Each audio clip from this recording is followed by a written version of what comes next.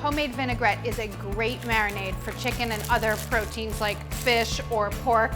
And today I'm using that homemade vinaigrette that I made earlier in the week to marinate some delicious chicken breast. So I'm gonna do it right here in this resealable bag. I like to marinate in these resealable bags because they fit into the fridge really nicely. You can squish them up or spread them out. All right, chicken goes in, and then you take your marinade, add all that leftover dressing. I think homemade dressing works the best for this because it has the best flavor. You can use any kind of dressing that you like. This is a white wine vinaigrette with Dijon mustard and a little honey.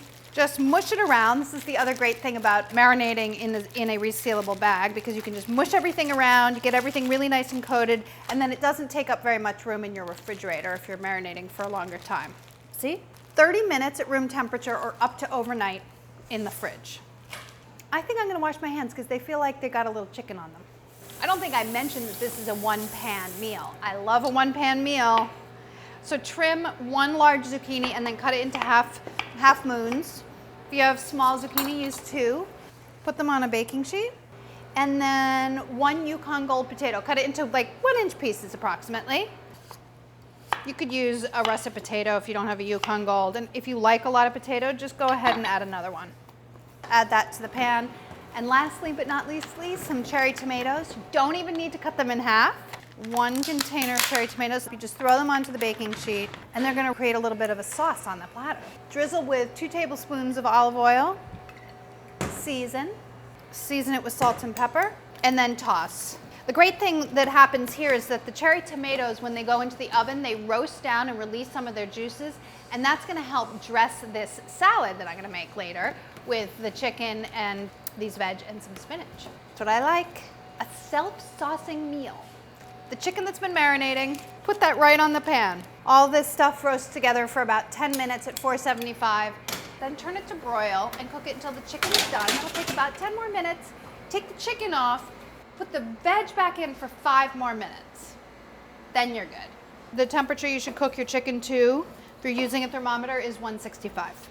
All right, now the chicken has been under the broiler for about 10 minutes. Nice and golden brown, firm, so I think it's done. I'm gonna take it off.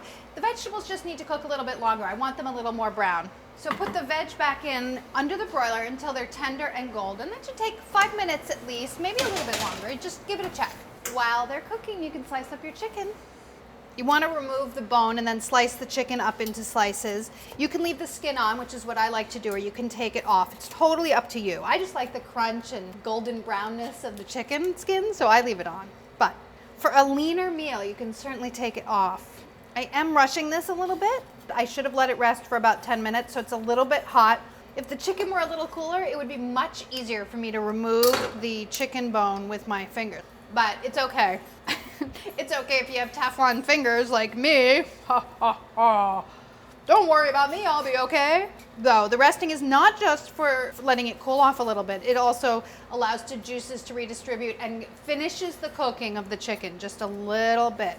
Just so you know, thought I'd share that with you. Just standing here eating chicken, waiting for the veg to be done.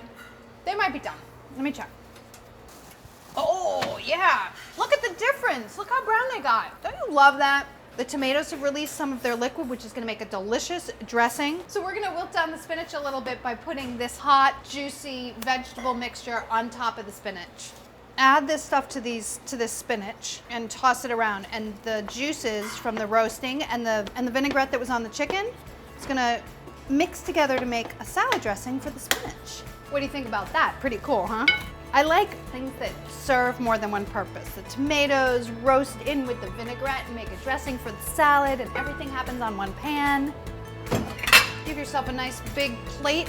Serve up some potato, zucchini, tomato, and spinach, and then put some of the delicious roast chicken on top, and you have a dinner that no one is going to say no to.